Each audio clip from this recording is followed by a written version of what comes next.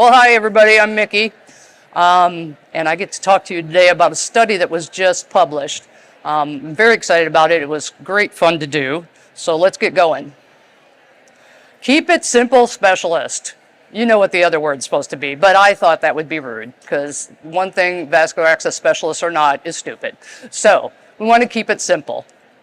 We're going one PICC, one securement device, till the end of need. All right, these are our objectives. I'm not going to read them for you, but that's what I plan to tell you in the next 19 minutes.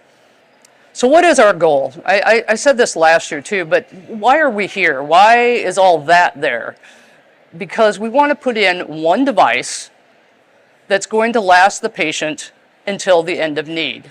And what is the end of need? A lot of people say end of therapy, but end of need is maybe, these are going to be oncology patients that I'm talking about. Maybe they can't have that chemo anymore because whatever. Maybe they decide they don't want that chemo anymore. That's the end of the need of the PICC. The PICC didn't fail. They just said, I'm done. Maybe they need a painless journey off the earth. That's end of need. And it's end of therapy. So we want to get them to the end of need. How do we do that? First, we have to put the thing in the right place. So in this case, in this study, it was PICC lines. So you want to get that PICC deep in the SVC. We all know that. And there's a ton of stuff over there to tell you how to do that, how to get in the vein, how to get the catheter to the right place, how to confirm it's in the right place. And then we just sort of secure it with whatever in the kit. Really? Isn't it just as important to keep that catheter in the right place as it is to get it there? Because that's going to be the life of the line.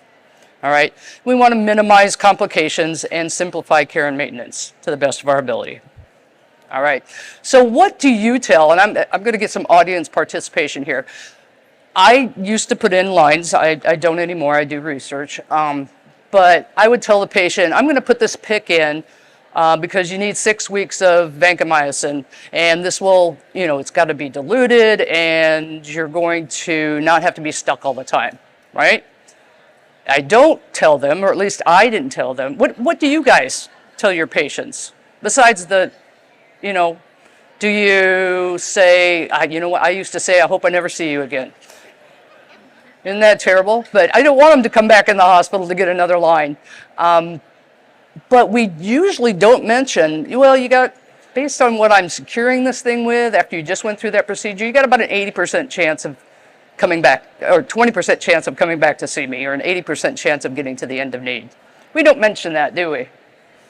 We don't think about securement when we're talking about getting their consent to do a PICC line. But maybe we should. What would the patients choose? So then we just say, here, sign here, and we go on.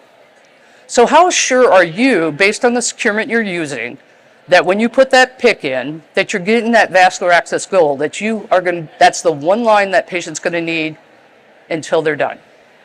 How sure are you that you're not going to see them again? All right? So my goal, and I think your goal, is one patient, they get one PICC, and that's it. I don't see them anymore. But getting them to the end of need with one vascular access device, got to get it in the right place. You have to secure it in the right place. You need good care and you need good maintenance. And sometimes the securement we use does not help us with the care and maintenance.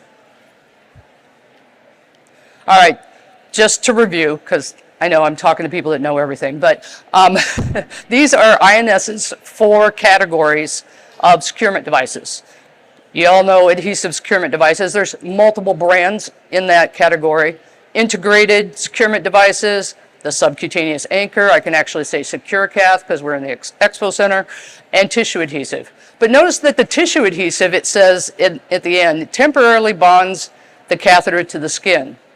Well, you know what? The adhesive securement device is temporary, every 7 days or whenever it sweats off. The integrated is temporary. The only one here that's not temporary is the SecureCath.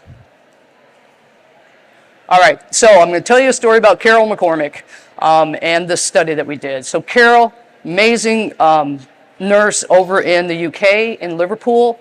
They run the Clatterbridge Cancer Center, and she started this team in 2007. for PICCs in oncology patients. Now, in my world, I probably would not put a PICC in a patient if I thought they were going to have it for a year. But in the UK, they put a PICCs in.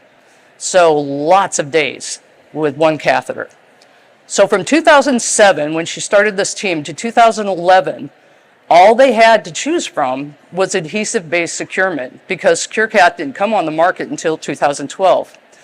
And what Carol's team found is that it wasn't working. They were seeing these patients over and over again. And they were looking for, so they used one adhesive device, and then they tried another brand of adhesive device that said it could do better than that device, and it did the same thing, okay? And the two devices were StatLock and GripLock, but it could have been any adhesive device, all right? So now we're gonna get into the numbers, my favorite part.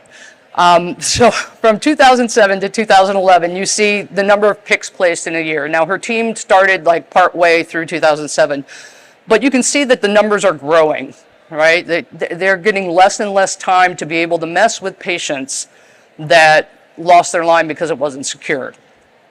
And what we see here with reaching the EON, or the end of need, average of about 77%. So there's a good chance you're going to lose your line. We never mention that to the patient, do we? And you can see that the median dwell time, we're talking 70s and 80s for days, so significant amount of time.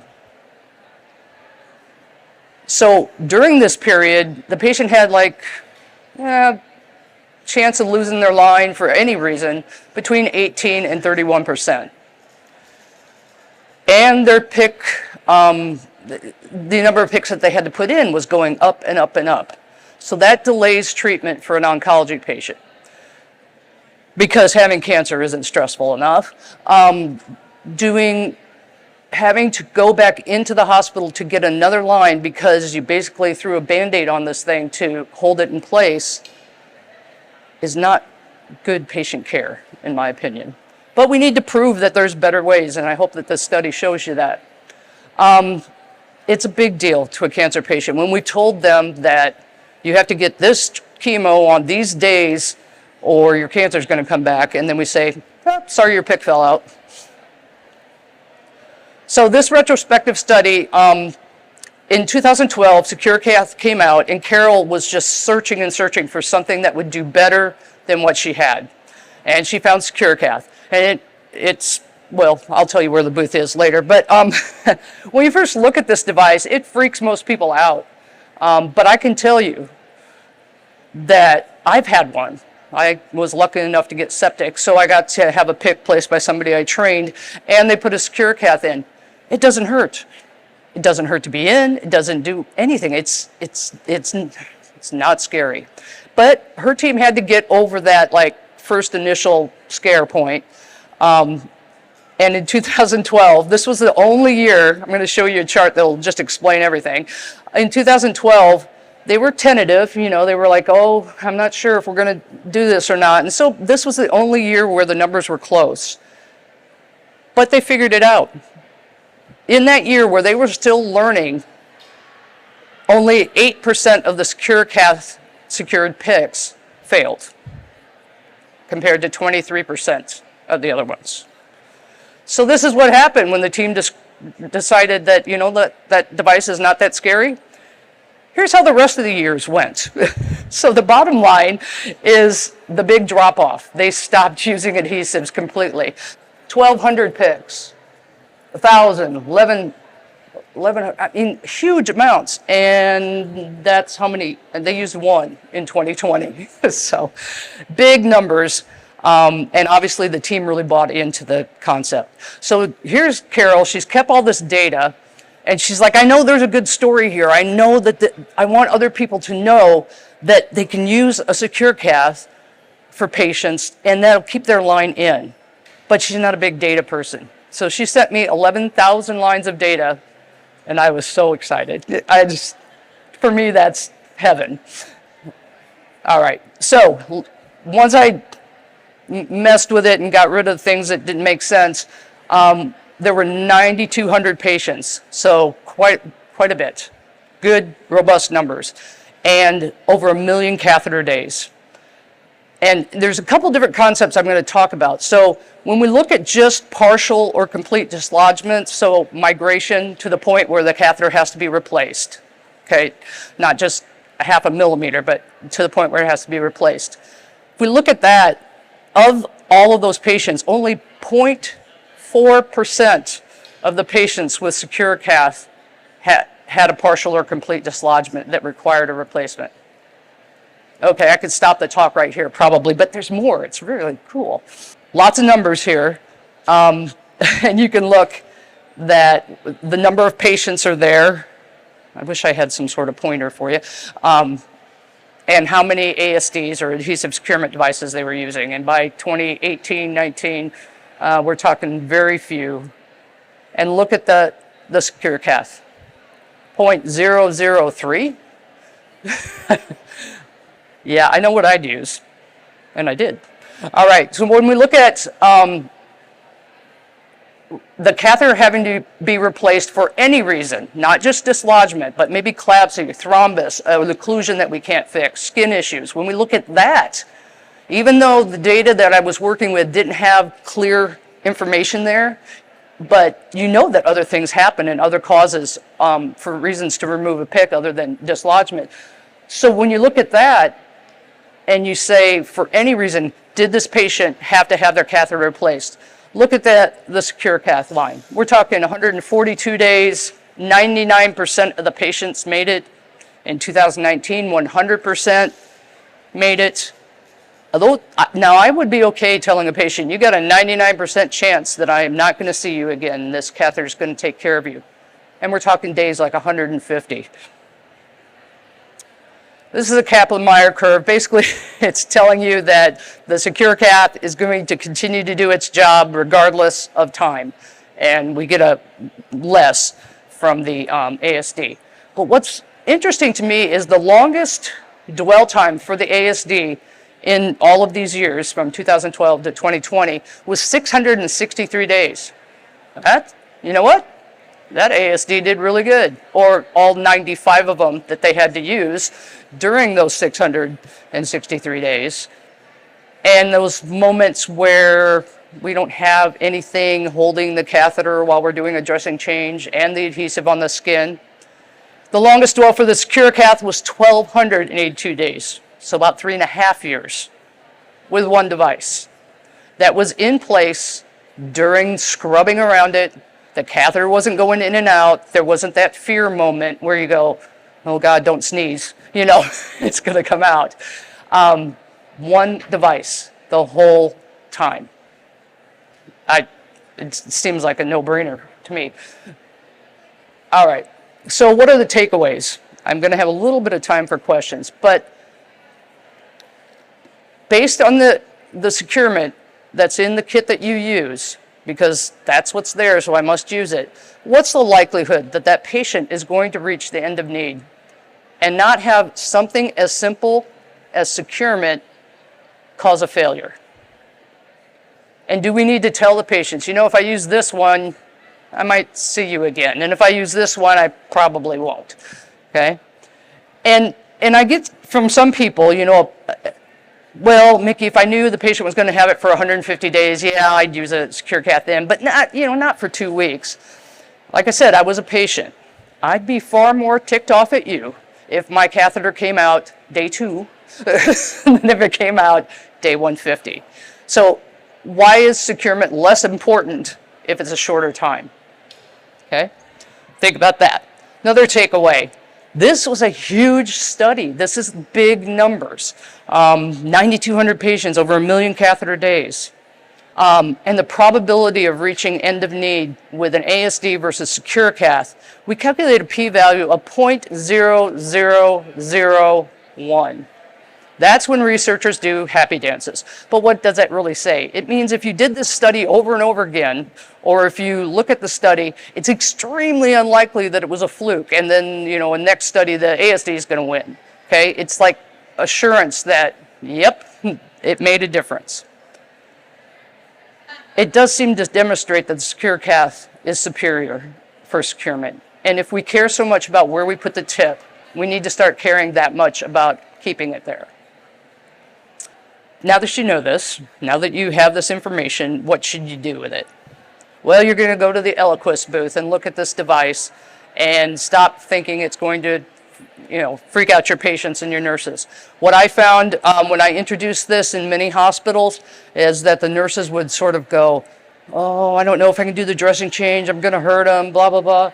And then they got so used to not having to worry about it falling out that the second they saw a patient that didn't have one, they're like, oh my gosh, I forgot how to do this when I have to take off the securement and put a new one back on. So it is a little bit of a learning curve, but it is very much worth it. It's going to be worth it to your patients. Don't accept securement failure as inevitable. Oh, it happens. As a patient, you know what, the PICC is not my biggest concern. One, I knew about PICCs, but I was septic. I had just had hardware implanted in my back. I don't want to think about the PICC falling out. I'm worried about many other things that I might be going through. I shouldn't have to worry about whether you use the correct securement. And just keep it simple. One patient, one PICC, one securement, until they're done. And then if you don't believe anything I said, you can look at the Clatterbridge study. You have a QR code on the paper there, plus it's up here, and you can read it for yourself. It's open access. All right, are there any questions? Can you use the securement device on midlines as well? You can. Okay. So the question, in case you couldn't hear it, is could you use the securement device on midlines? Yes, absolutely, and I did. This study just happened to be all CVADs, but thank you for that question. When your confused patient yanks it out, what type of tissue damage do you experience? None, basically. So they're little flexible feet, and I always say, if the patient's willing to pull out a Foley with a fully inflated balloon, no securement is going to stop them. No sutures, by the way. I didn't mention that. No sutures. So the feet actually will collapse and it comes right out. And you can go play with it over at the booth and see how that is. And you can feel them. They're not sharp. They're made of nitinol. It's just really cool technology. Wish I would have thought of it. It was actually, I think, from a pediatric physician who was tired of kids pulling out their lines. For a confused patient, like I said, they're gonna yank something out. But for those that just get it kind of hooked on something, it's going to give them kind of a warning. Is it very painful? No, but you'll know, and then you'll stop leaving it hooked to the door or whatever the problem is. Yes. I'm wondering, did you get providers to use it on central lines at all? Did they buy Can I get providers to use it on central lines? Did you? This was a nursing oncology. They were the ones putting in the lines. It is excellent for lines up here. But, if you're still going to stick it up the ear, I don't know that securement can solve all those problems, but if you do it right, no sutures. You can use the SecureCath online. And I guess I don't need to talk about that here, but we're also, drains are basically round tubes that come out of the body that need to be stabilized. So we're using them on drains too. Yeah. I'm just curious in the crowd, how many hospitals are using SecureCath? Okay, of the people in this space, how many of your places are using SecureCath? Yeah, we can do better. I mean, for those of you who aren't using it, can you bring back this data and say, you know what? 99% chance the patient's going to make it to the end of need, regardless of the reason. Now, I can't draw a direct correlation between it limiting collapses. There's other papers for that, or thrombus or anything like that, because I couldn't get that out of the data, but it wasn't happening because the catheter wasn't removed. So I guess my question is for the people that are using this device. Have you ever seen it break where you had to send the patient to IR to get it out? No. I was a very early adopter of this device back in 2012. I always say I was invoice number 3. I don't know if that's actually true, but I thought I was. And I looked at it, the first time I saw it, I was like, oh, this makes so much sense. I grew up helping remodel our house, and I'm like, oh, it's a wall anchor. I get it. we could do this. Because I was working with LTACs like Select, where these people come into the LTAC and they're all chewed up, and you finally get a pick in them, and they're going to be there a long time, and then somebody comes in and rolls them over, and the pick comes out. And I saw this device, and like every skeptic in the world, I'm like, okay, we're going to follow this closely. This thing, it must bother the patient. And I'd go in every day and go, does this hurt? Does this hurt? No, didn't feel it.